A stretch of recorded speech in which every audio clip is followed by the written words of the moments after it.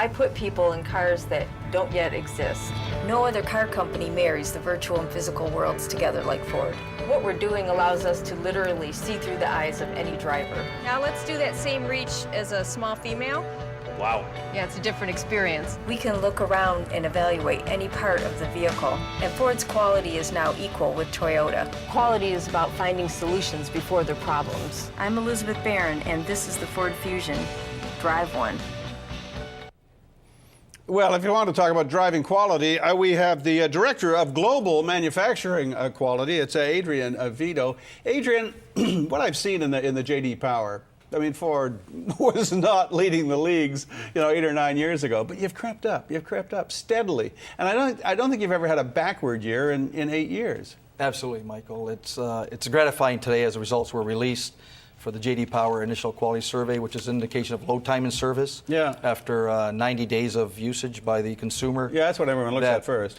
Absolutely, first 3 months of ownership. But it's a trend line that I like to look at. I mean, everybody, maybe you shoot the lights out once and then fall back. 8 consecutive points of continuous improvement in the Initial Quality Survey results, and we're very proud of that. It just continues to validate that our quality plan is on track. There's not an easy answer, but is there sort of a general theme that explains why you've got the line going up? Well, I believe that once we structured ourselves to be global in product development under Derek Kuzak and global manufacturing under Joe Henricks, that allowed us now to leverage the best practices around the world and insert it into our standard operating system, both in the global product development system, which is where the product design is born, and in our Ford production system where manufacturing is born for building the vehicles in our assembly plants. Cato, you have walked through 1 million assembly plants. I mean, when you start looking at the progression toward quality, what's important to you? Well, I think the first thing I look for is how easy is it for the assemblers when I'm walking through a plant to do their jobs. All right? Are they bending over? Are they twisting? Are they lifting things down off a shelf? Or do things arrive just in time, which the Japanese, Toyota, the machine that changed the world, is it simple and quick? Also, the second thing I look for is in each production pod where assembly is done on an assembly line, can everybody in that pod do everybody else's job? Yeah, I understand so that. They keep him from getting bored. Are there no strains on the workers? And are they alert and awake? And those are the first things you look for when you walk through a plant. Jeremy, to your point, and much like the clip we saw there on the product development, the virtual world of designing the vehicle, much takes place the same in our manufacturing engineering advanced activity. In the virtual world, goggles and getting wired up and replicating the work that an operator has to do every day, several hundred times in a day, and the workstation layout inclusive with just-in-time flow. What's amazing there is that if you get it right, there's billions of dollars to be saved in reduced warranty costs and waste. And in warranty costs, and we're talking billions. Billions. Oh, well, that keeps everybody focused, doesn't it? Yeah. Now, you say it's to do with the global production system. What's that mean? You got all the good ideas from Mazda and Volvo, or? No, but you have the ability to share with one another. Being in global manufacturing, but there's a counterpart I have in global product development.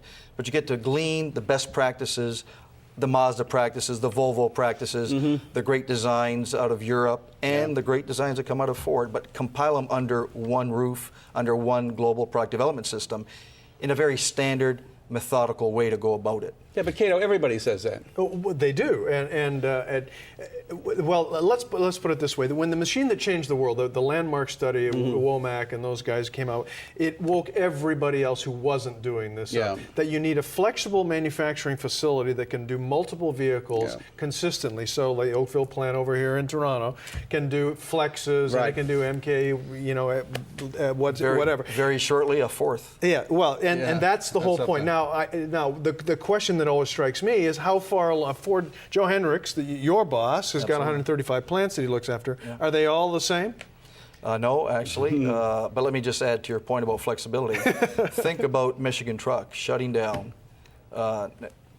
6 months ago and moving the Navigator and the Expedition to Kentucky Truck in 6 months and launching with equal to or better quality than the outgoing model at Michigan Truck. Holy cow. So they all, but go back to my question though, are they all the same? I mean, it's 135 plants. We are moving toward that end for manufacturing flexibility in our powertrain plants, transmission plants, and assembly plants. So what are the holdups? What are the holdups to getting there? What does it take? Why can't you just flip a switch and do it? It's a plan. It's monies required to put a flexible body shop in, primarily body shops, and it's just over the next 5-year business plan period. But does that really lead to quality, or does that just lead to the ability to switch models? This one's not selling, this one is, or does it actually affect quality? It's an and discussion.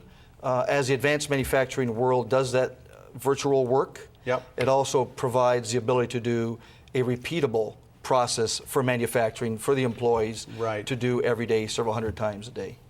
So it's an and discussion of make it flexible for a quick changeover, which is absolutely required as we try and change the time period of our vehicles in market before a refresh or a total new. But also the fact that it needs to be robust and predictable in the process. Okay, you've done this 8 years in a row. You've moved up a notch, 8 years in a row. Are you at full speed now? I don't know what it was like 8 years ago, but compare from I think we're just getting started. Really?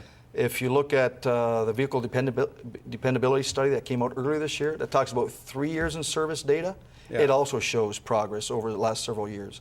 If you look at consumer reports, the number of recommended buys, it's continuing to move at about a 10% clip year over year.